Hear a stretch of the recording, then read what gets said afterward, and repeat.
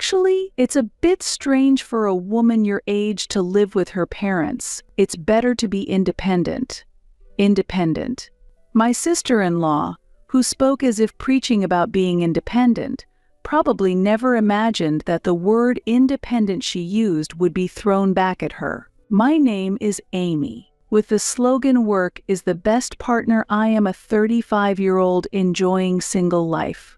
I had a boyfriend in my 20s, but I somehow ended up single at this age. Well, it's not that I have completely given up on marriage. In such a situation, I live at my parents' house. Work is going well, and my parents are healthy and well.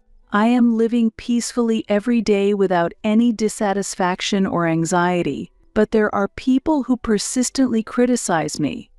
How long do you plan to stay single, Amy? Of course I'll get married if there's a chance, but right now I'm fulfilled with my work. She laughed sarcastically at my answer. You say work is fun as an excuse to comfort your lonely self because you can't get married. Poor thing. Those who can't get married escape from reality by immersing themselves in work. What's so pitiful? The one who despises me being single is my sister-in-law, Susan. She thinks that married people superior and more noble than those who are single. My brother, 3 years older than me, got married just a year ago. I vividly remember the day my sister-in-law first visited our house. Amy, you're 34 and still don't have a boyfriend. Are you okay? Have you ever had a boyfriend before? If you'd like, shall I introduce you to my friend? He's a bit quirky, though. At your age, you might need to compromise a bit, right? Otherwise, you might miss the right time. I never thought I would be subjected to such rude words the first time I met her. Yes, well, was the only dumb response I could muster. My sister-in-law is the same age as me. Unlike me, she seems to be the type who brags about being married. From the beginning, she showed an attitude of trying to be superior. She is also very insensitive. She looked up my company's income on the internet and asked intrusive questions like, "Foreign companies pay well, right? How much do you earn? How much is your bonus, Amy? You must be saving quite a bit, right?" Even though she's my sister-in-law, she has no right to say such things. I'd rather avoid that topic. I skillfully diverted the conversation and got through the situation. If I showed signs of refusal silently, she would probably not force the issue, but my sister-in-law was more oblivious to those around her than I expected. It felt almost as if she were an alien. Why avoid it? You can tell me about your salary, right? Usually, one does not share such information with others. Really? But I want to know. Please tell me. When I sighed and asked, "Why do you want to know so much?" she calmly replied, "Why is it wrong to understand my sister-in-law's financial situation? I can't understand why she seeks such information. It seems we have different values." Feeling this, I had been keeping my distance from her. Even so, Susan's insensitivity went beyond normal bounds. One day on a holiday, she showed up at my parents' house and said, "You know, Amy, I found this in your room," before waving my pay slip around. She probably visited my house on a day I was away and searched my room. Since my parents' living area is on the first floor and my room is on the second floor, my parents didn't notice her going upstairs. However, this behavior was like that of a thief. What are you doing? Amy, you earn a high salary, don't you? Why were you hiding it? More importantly, it's very rude to enter someone's room without permission, isn't it? It's because you've been keeping your income a secret. If you were earning more, you could have increased your wedding gift. The amount you gave was too little. Isn't $1,000 enough? What kind of person is this? On top of being insensitive, her obsession with money is serious. Angered, I spoke harshly to my sister-in-law for the first time. "You are, after all, just my sister-in-law. There are things I don't want to discuss and things I want to keep secret. Please don't pry into my personal matters. Even though we are related by marriage, she didn't like being criticized from a younger sister's position. Her face turned red with anger, and she snapped, "What did you say? I don't want to be told something like that by a single and cheeky person like you," and stormed off, snorting. "What are the disadvantages of being single? I just want to be left alone." I should be the one who's angry, but maybe I went too far. I thought she would refrain from insensitive behavior from then on. However, since then, her criticism of me only increased. Single people are a burden on society. If you get married and have children, you would contribute to the society's future, but remaining single brings no benefit. There are many selfish and self-centered people. She began to criticize me in front of our family and relatives. From her previous belief that married people are superior, she shifted to attacking single people. My parents also protested against these words. I don't think such prejudice is appropriate. Whether married or unmarried, each person should be respected as an individual. That's right. I'm working hard and contributing to society, I countered my sister-in-law. However, she did not seem convinced. What are you talking about? I'm both married and working part-time, so I contribute to society more than you. My parents and I couldn't help but laugh at her statement. At that time, it was discovered that termites had infested the interior walls of the house. The house was over 40 years old and had some signs of aging, but until recently, we managed to live there by repairing it as necessary. However, the termite issue was something we could not overlook. We were considering extermination, but there was a risk of recurrence even if we did so immediately, and there were doubts about the value of investing in a 40-year-old house. At that time, I proposed an idea. Shall we sell this house and find a new ready-built home? I had lived modestly at my parents' house and had managed to save a decent amount, but buying a new ready-built house might be a bit risky, right? My father was worried, but I reassured him by saying, "It's fine, I'm 35 and can afford to buy a house on my own," and decided to purchase it in my name. I had informed my brother about the deteriorating condition of the house and the move to a new home. He initially asked if he could inherit the family home, but when he learned that repairs would cost over $10,000, he said, then I don't need it, and backed down. We completed the purchase of the new ready-built home and moved in with my parents to start a new life. While we were still unpacking, my brother and his wife visited us. Wow, it's quite spacious. It's a 2-story house with rooms for kids, and there's a garden too. Wonderful. At first I thought it was a congratulatory visit, but that wasn't actually the case. I have something to tell you. I'm pregnant. Surprised by the happy news, my parents and I offered our congratulations. Congratulations. Take care of yourself. It's your first childbirth, so it might be tough, right? Feel free to consult us if you need anything. My father and mother were excited about their first grandchild. Thank you. In that case, we'll also live here from now on. What? We were stunned by the sudden proposal to live together. That's too sudden. I'm sorry, but there just isn't enough room in the house for that. Yes, it's impossible for 6 people to live here. My parents barely managed to express their refusal. That's not true. If the unmarried woman here leaves, all problems will be solved. After uttering those words, my sister-in-law glanced at me with a sense of superiority. Are you talking about me? Yes, you insensitive woman. Isn't it embarrassing to be dependent on your parents at your age, just enjoying the convenient parts while burdening your elderly parents with everything? We have an important role to fulfill in having an heir. You're in the way, so I want you to leave the house soon. My sister-in-law crossed her arms and glared at me with malice. Actually, it's a bit strange for a woman your age to live with her parents. It's better to be independent.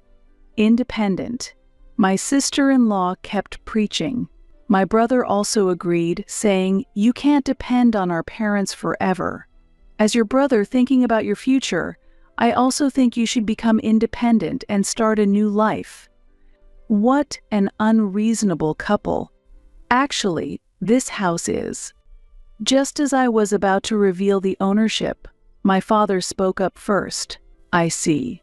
So you two are going to move in here." My sister-in-law replied contentedly, "Yes, and we will take good care of you both in the future, father-in-law. But it won't be for free. Shall we have you pay a proper rent?" "What? Rent? Dad, are you really going to take money from your children?" my brother exclaimed in surprise. "You were the one talking about being independent, so naturally you should pay rent. The going rate in this area is about $800. $800, my brother and his wife were shocked. But my father explained, even then, renting a detached house in this area would be much more expensive. Plus, it's near the station and the land is valuable. Shocked by such an amount, my brother and his wife couldn't back down after claiming we should all be independent. "Isn't that a bit high? I can't see the advantage of living together like this," my sister-in-law muttered quietly, clearly audible for all to hear. "Well, we'll manage somehow. The upper floor will be our living space. That settles it then. Amy, please move out as soon as possible. You're a nuisance." Declaring this, my brother and his wife smugly went upstairs. Wonderful. Such a spacious area and plenty of storage. It was good to drive that person out. Right. The nuisance is gone, and eventually this house will be mine. Everything is going smoothly. They spoke loudly, seemingly enjoying themselves. But my parents and I exchanged glances and quietly nodded. Do they really think they can enjoy living like this? They are blissfully unaware of the circumstances. The fact that this house is in my name was kept secret by my father for future plans. After being driven out, I moved to a short-stay apartment and lived leisurely. Then one day, I received a call from my sister-in-law. I can't find your parents. Their belongings are gone. Did you take them in out of consideration?" "No, my parents left on their own and came to my place." I confidently conveyed this. My parents were relaxing in front of me, enjoying their coffee. "Oh, that was the case, huh? Well, that's good too. Being pregnant and living together can be tiring, so it helps." Forgetting the help they received by living together. Why would she say such a thing? You'll soon be without that luxury, so be prepared. So from next month, the rent will be $1,600, please. What? So that rent, all of it, please. Ha! What are you talking about? Well, you and your husband were sharing the rent with our parents, right? Now that they have left, it's only natural for you who are living there to bear all the costs, isn't it? My sister-in-law still didn't seem to understand the situation. How can you say such things so arrogantly? That house belongs to your father, right? What are you talking about? The house is in my name. What? A moment of silence flowed between us. I decided to explain the situation again. It seems you do not understand, so let me explain. I am the owner of the house, and I paid all the expenses for its purchase. Until yesterday, my parents were living with you and your husband, and I was receiving $800 from each, totaling $1,600 in rent. However, now that they have left the house, only you and my brother are living there. Therefore, from next month, you will need to pay the full rent of $1,600. This is why my father stopped me when I was about to claim ownership of the house. He had secretly been planning to correct my brother and his wife's irresponsible remarks. I haven't heard about this. Then they should come back and stay here. This is absurd. Surprised by the rent amount of $1,600, my sister-in-law became flustered and spoke in a disturbed manner. Did I make a mistake? But you were the one who urged me to be independent, right? Living with parents is proof of not being independent, isn't it?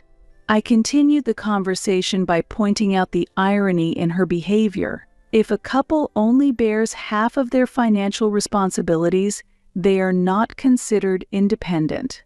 That's why my parents decided to leave this house on their own. That's not what I meant. I really appreciate my parents. They actually teach me to stand on my own, so please make sure to pay the rent of $1,600 from next month. Wait a moment. I hung up the phone without waiting for a response. A few hours later, my brother called.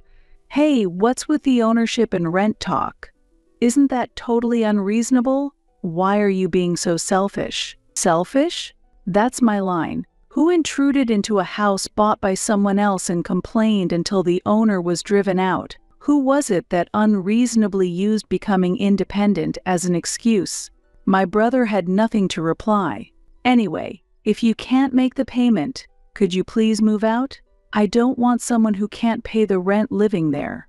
Wait, we are having a child soon, and if it's $800, we'll pay, so let us stay. Are you really having a child? Your stomach doesn't seem to have grown at all yet. What?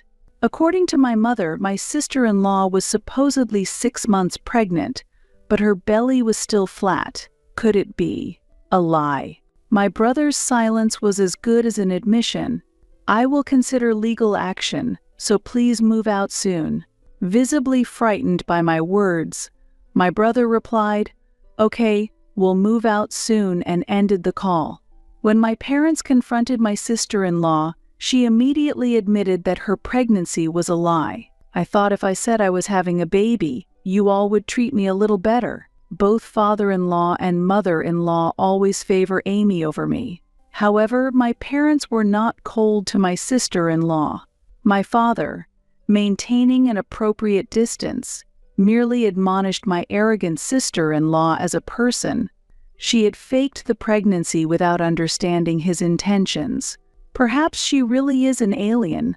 Afterward, my brother and his wife left the house and decided to rent an apartment in a new location. As the peak of the moving season in early spring approached, the costs associated with the move exceeded expectations and turned out to be quite high.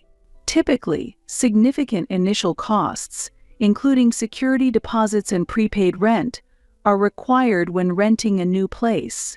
Despite this, my planless brother and his wife, having saved no money, repeatedly visited my parents' home seeking financial assistance, but my parents resolutely refused. My father, stern yet fair, stated, "It is time for you to be independent. I do not wish to associate with those who lack discernment." This incident led my parents to decide to further distance themselves from my brother and his wife. With no financial aid from my parents and difficulty in securing loans from banks, my brother and his wife were pushed into a financially difficult situation. Having once emphasized the importance of being independent, they now faced a situation where they needed to improve their circumstances without parental help. I am curious not just out of interest, but also to see how they would manage achieving being independent on their own. Meanwhile, my father also had deep concerns about my future. "Amy, I believe you are a capable, independent woman. However, perhaps out of selfishness as your parents, why don't you try an arranged marriage just once?" he suggested. "We have found a suitable match for you. It's our friend's son. Why don't you meet him once?" my parents surprisingly suggested. "An arranged marriage for someone like me." "What are you saying, Amy? You are always my pride," my father said. "Dad, I am always grateful to you. Both your mother and I," he added, tapping my head affectionately. Significant turning points in life often hide in unexpected places. Shall we try your first arranged marriage then? With these thoughts, I felt a positive anticipation about new encounters.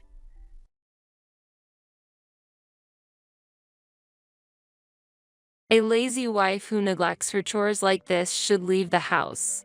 My mother-in-law said, "I am being blamed." My mother-in-law looked at me with a stern gaze. My sister-in-law said, "I will take care of Mom and Scott, so you are not needed here." You always look so tired and gloomy. My sister-in-law, who does no household work at all, said this with a look of disdain. Wait, Scott, your mother and sister are too cruel. I sought help from my husband, but he too spoke with contempt. Just as mom and sister said, a wife who is only focused on work and cannot do household chores is of no use. Besides, I'm now in a good relationship with a young part-timer, so you are no longer needed. Pack your things and leave quickly. I was stunned while the three of them cast at me to get out of the house. While listening to their words, I looked down and clenched my fists tightly. Still, I tried to remain as calm as possible and said understood. I will leave. The downfall of the family that has always put everything on me is about to begin. My name is Kristen. I am 32 years old, working at a company while taking care of my family. Nowadays, most women continue to work after marriage, and since I'm passionate about my job, I have continued to work at the company I joined as a new graduate. During a busy morning preparation, my husband started a conversation. Hey Kristen, can you take care of this? The deadline for the tax return is approaching. He handed me a pile of bills and receipts. Again? I wish you'd handle your own shop's accounts. I replied seriously, but Scott averted his gaze. You know I'm not good at this kind of detailed work, right? You're always a big help, thank you. Scott and I got married 5 years ago. He was working at a restaurant I frequented, and our conversation there led to us getting along. As we got to know each other better, we started dating and eventually got married. Scott has fulfilled his long-term dream of opening a cafe and is currently running it. However, when it comes to the tedious tasks like buy-in, office work, and accounting, he tends to rely on me just like with the taxes. Sighing, I headed towards the entrance when my mother-in-law approached me. Kristen, I feel like eating Chinese today. Can you take care of it? Understood. Could you please wash the rice instead? My mother-in-law frowned and said, Why do I have to do it? I don't want to. You should come home early and take care of it. Also, Jenny and the kids will be back this weekend, so please prepare meals that the children can eat. What? Okay, understood. I reluctantly answered and left the scene. When Scott and I got married, I had hoped for a life with just the two of us. However, Scott had a different idea. Scott said, My father passed away, and my sister is already married, so I'm worried about leaving mom alone. Since the house is big, I think it's good for us to live together. I had no choice but to agree. As a result, we started living in my mother-in-law's house with her. When we first started living with my mother-in-law, who is not good at household chores, the house was quite messy. After my father-in-law passed away, my mother-in-law had been living on her pension alone. That pension was mostly used for eating out, as she hated cooking. Scott sees household chores as a woman's job and shows no willingness to help. While continuing to work full-time, I am responsible for all the household chores. Jenny, my sister-in-law, also comes back often with her children even after getting married and leaving the house. When she comes over, the burden of household chores naturally doubles. This morning, when I heard that they would be coming over this weekend, I thought to myself, not again. While thinking about this, the dreaded weekend arrived. Ideally, weekends away from work should be a time to rest, but when Jenny's children come asking to play, it's hard to say no. While taking care of the children all by myself, I also need to prepare meals. In the midst of this business, my sister-in-law made an unexpected statement. Kristen, I'm actually in the midst of getting a divorce and will be staying here with the children starting next month. Hope to get along with you. I hadn't heard about that. I answered in surprise. What's the matter? Do you have a problem with it? In response to my sister-in-law's dissatisfied reply, I hurriedly answered. No, it's not like that. Rather, that must have been hard going through a divorce. When are you planning to move in? I asked. The sooner, the better, she answered. Knowing that my sister-in-law and her children would be coming back, I was initially bewildered but soon tried to think positively. Since my sister-in-law was a full-time housewife, I thought she would surely be a help with household chores. I hoped that my burden would be lessened. Although I am not particularly close to my sister-in-law, I was hopeful that my load would be lighter. However, that hope was quickly shattered. Perhaps due to being raised by my mother-in-law, my sister-in-law also did not help with any household chores, spending all day in front of the TV and eating snacks. She did not engage in any domestic or external work. I heard that a major factor behind her divorce was her neglect of household duties. I ended up doing the household chores instead of my sister-in-law, as well as preparing meals for her children who are picky eaters. Additionally, preparing for kindergarten drop-offs also became my role. As time went on, I became busier with a new project at work. This led to more days requiring late-night overtime and early morning starts. Upon returning home, the place was so messy that finding a spot to step on the floor was difficult, and I was utterly exhausted. The minute I would come back from work, my family would complain, "Isn't dinner ready yet? Why are you so late?" As I struggled to manage household chores due to my busy schedule, I began receiving harsh comments from my mother and sister-in-law. My mother-in-law said, "The laundry is piling up. Don't cut corners just because you're busy with work." I replied, "Mother, I'm also busy with work." My sister-in-law criticized, "Look how defiant she is towards her mother-in-law. Kristen is scary. And the meals are already made, poor kids. Since you are also home all the time, could you perhaps help a little?" I suggested.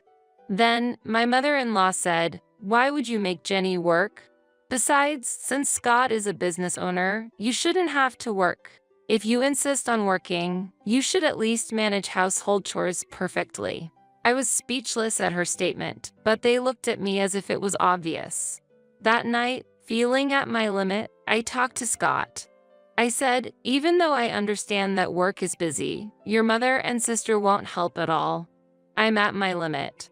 Scott retorted with a glare, "Are you trying to badmouth my mother and sister?" I replied, "It's not like that, but managing everything alone is impossible. I wish at least you would support me. I'm busy with the business. You might not understand since you're just an employee, but running a store is really hard. Don't make your work my burden." Still, as I was at a loss for words, Scott fell asleep then and there, leaving me to ponder alone again. However, shortly after, a good idea came to me. I quickly completed some online shopping, then took the rest of the day off. A few days later, various new household appliances were delivered to our home. I bought a drum washing machine, a cleaning robot, and kitchen appliances that cook automatically. Since there was no one to help with household chores, I wanted to reduce the burden as much as possible. Therefore, I decided to introduce the latest household appliances to make life more convenient. While the washing machine was being delivered, my mother-in-law and sister-in-law came over. "Did you buy a new washing machine without asking? The old one still works." My mother-in-law approached me with a look of dissatisfaction. "But this will make laundry much easier and faster," I replied cheerfully. However, my mother-in-law seemed unconvinced and continued, "What is this? A cleaning robot and kitchen appliances too? Kristen, come here." I was summoned to the living room where my mother-in-law and sister-in-law were sitting, and I was instructed to sit on the floor. Scott was also there, sitting confidently next to my mother-in-law. When I asked, "What's the matter?" my mother-in-law exclaimed loudly, "What do you mean, what's the matter? Buying appliances to make it easier for you with the household money? What were you thinking?" "I'm not trying to be lazy. I just want to make household chores more efficient," I argued back. "It's not about that," my mother-in-law criticized. "People nowadays rely too much on machines for everything." Then my sister-in-law joined in, "Exactly, Kristen. The appliances are still good, and though Scott is a business owner, you're wasting too much money." While my sister-in-law glared at me, Scott also seemed to nod in agreement next to her. I tried to argue back regarding that, but my sister-in-law didn't let me finish. Always looking for the easy way out, and you can't even do household chores properly? What were you thinking? She criticized me. Despite wanting to fight back, I remained silent. Angered by my silence, my mother-in-law couldn't hold back anymore and blurted out, "A lazy wife who neglects her chores like this should leave the house." Shocked by her words, I looked at my mother-in-law, who was glaring at me. "With Mom and Scott here, we don't need you." Always looking so tired and spreading gloom like a parasite, my sister-in-law hurled harsh words at me too. Her words were in a tone of utter disdain. "Wait, Scott, your mother and sister's way of speaking is too cruel." I sought Scott's support, but Scott scornfully replied, "What Mom and sister are saying is right. A wife who can't manage household chores is not needed." I stared at Scott in surprise, but he just sneered. "I run a business and have the freedom to spend money. A wife who shops selfishly just to make her own life easier is not needed." I couldn't hide my astonishment and said, "Why would you say that? I'm currently seeing a young part-timer. She's attractive, unlike you. Your presence is no longer needed. Pack your things and leave immediately." Scott coldly uttered those words. Stunned by his words, I was subjected to their criticism of being a failure of a wife. While listening to them, I looked down and clenched my fists in anger. After being used and then spoken to in such a manner, "I'll show them. I'll make them regret this," I vowed to myself. Facing them with as little change in expression as possible, I said quietly, "Understood. I will leave." "Finally got it, huh? We'll be better off without a useless wife," my mother-in-law said contemptuously. Ignoring her words, I took out something specific from the living room drawer. "Scott, let's get divorced," I said, presenting him with a pre-filled divorce form. Exhausted, I had prepared the divorce form in advance as insurance. "Huh, you had that prepared? Fine, I'll sign it. Don't blame me if you regret it," Scott said mockingly and signed the divorce form on the spot. That day, I packed all my belongings and moved to a short-stay apartment with the divorce form in hand. No one saw me off. Soon after, I submitted the divorce form to the city hall and rented an apartment in my name. Almost simultaneously with the divorce being finalized, I accepted a promotion opportunity I had previously turned down due to household responsibilities, finally becoming a manager. Achieving career advancement that I had long given up on further fueled my passion for work. An environment where no one hindered my tasks was my greatest joy. About a week after leaving the house, I started receiving calls from my former mother-in-law. However, I was busy and had no desire to speak with someone who had once looked down on me. Therefore, I consistently ignored her calls. A year passed, and one holiday while I was relaxing at home, I received another call from my former mother-in-law. This time, I decided to answer the phone and end it once and for all. "Hello? Creston, you finally answered. You're terrible. How could you ignore my calls for a whole year?" I could hear my mother-in-law's flustered voice from the other end. "Do you need something?" I responded indifferently. "Well, first, how are you doing, Kristen? Are you doing well?" My mother-in-law asked as if probing. I answered, "How I am doing? I've rented an apartment for myself and am working hard. I've been promoted and my income has increased. I'm living a comfortable life." My former mother-in-law sounded a bit puzzled, but continued really. "So, Creston, would you consider coming back?" Trying to persuade me to come back. I felt a chill at her sugary voice but asked, "Why now?" "Actually, we're in a tight financial situation," I said coldly with a smile. "I see. I heard Scott's Cafe is making less than $1,000 a month, and neither you nor your daughter are helping, right? You knew that." I was well aware that Scott's Cafe was only making about $800 a month in profit since I was in charge of the accounting. Despite boasting about being a business owner, Scott had not been managing sales or administrative tasks properly and seemed unaware of the reality. I was handling the accounting and buy-in, so I'm well aware of the situation. "That's You should have said something. I had no idea that you were a manager at a major company and financially providing for us. Yes, indeed. I was contributing over $3,000 a month to the household. That was the basis of your living. I was aware that Scott's Cafe was hardly making any profit. Therefore, a significant portion of my income went to providing living expenses for my in-laws. After I left, Scott must have realized for the first time that he couldn't make ends meet with just his cafe's income. My former mother-in-law pleaded earnestly, "Kristen, please, I want you to come back. By the way, how is Scott's Cafe doing now?" I ignored my former mother-in-law's request and asked out of curiosity. "That place might not last till next month. The part-timer has also left." That's to be expected. With such careless management, it's impossible to maintain the store. Who would want to work under someone who is high in self-esteem but slacks off on important tasks? As I laughingly spoke, my former mother-in-law was left speechless on the other end of the phone. "Shall we end this conversation? I'll be busy from here on out." In a panicked tone, my former mother-in-law said, "Wait. Since you left, the house has become a complete mess." "A mess? What do you mean?" I inquired. According to my former mother-in-law, the in-laws' house had become completely disorganized since there was no one to take care of the chores. With children around and no one to tidy up, the house was cluttered, no one was cooking, and they had to rely on eating out or buying meals, leading to increased food expenses. Additionally, the washing machine broke, and they had no funds to purchase a new one. My mother-in-law said, "If only you had left those appliances behind." I counted, "Aren't those the appliances you called for being lazy? Why shouldn't I be able to take with me what I bought with my own money?"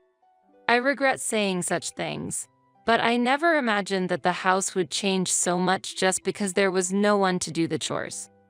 I confronted my former mother-in-law's angry demeanor. "Why is it that 3 adults can't do household chores? What are my sister-in-law and Scott doing?" My former mother-in-law spoke in a calm voice. "Scott has been unsettled since the part-timer left and the cafe's income stopped. Since then, he just stays at home and doesn't help with anything." "Oh, so much for being a business owner who could freely spend money," I replied sarcastically. "Moreover, Jenny hasn't made any move towards employment and has abandoned household duties. On top of that, she keeps asking me for pocket money for herself and her children. My pension isn't enough to cover all this." I was told by your daughter that you didn't need me because she was there, right?" My sharp retort was met with more sweet talk from my former mother-in-law. "Kristen, please. I can't make ends meet with just my pension. I have no intention of returning. Nevertheless, it seems like your children are quite the parasites, aren't they?" I said, leaving my former mother-in-law without a rebuttal. As I was about to hang up, she pleaded even more. "Kristen, we'll change our ways, so please come back and let's live happily like before." "What? How can one live happily with an unwanted wife?" I scoffed. After a moment of confusion, my former mother-in-law appealed further. "I admit our mistakes. We're family, so let's help each other out. Without help, we won't be able to pay the property tax and we'll have to sell the house. I have no obligation or affection to extend my help. Please sort it out yourselves." With that, the unwanted wife will take her leave. Ignoring her screams, I turned off the phone and blocked my former mother-in-law's number. Relaxing at my clean home and enjoying a cup of coffee, a smile crossed my face. 3 months later, when I happened to pass by the location of Scott's former cafe, it was already an empty lot. The store had indeed closed. Furthermore, a sold sign was up at my former in-law's house. From a conversation with a neighbor I met by chance, I learned they had hurriedly sold the house and were now living a difficult life in a small apartment, causing trouble with daily arguments and unpleasant smells, and receiving numerous complaints from neighbors. It's so typical of them, not supporting themselves and their household through honest work and independence. I looked at my former in-law's house with a detached gaze and left. Meanwhile, I continued to focus on my work. Recently, a sincere and earnest colleague asked me out, and we started dating with marriage in mind. Remarriage doesn't seem to be that far away. This time, I truly hope I'll find happiness.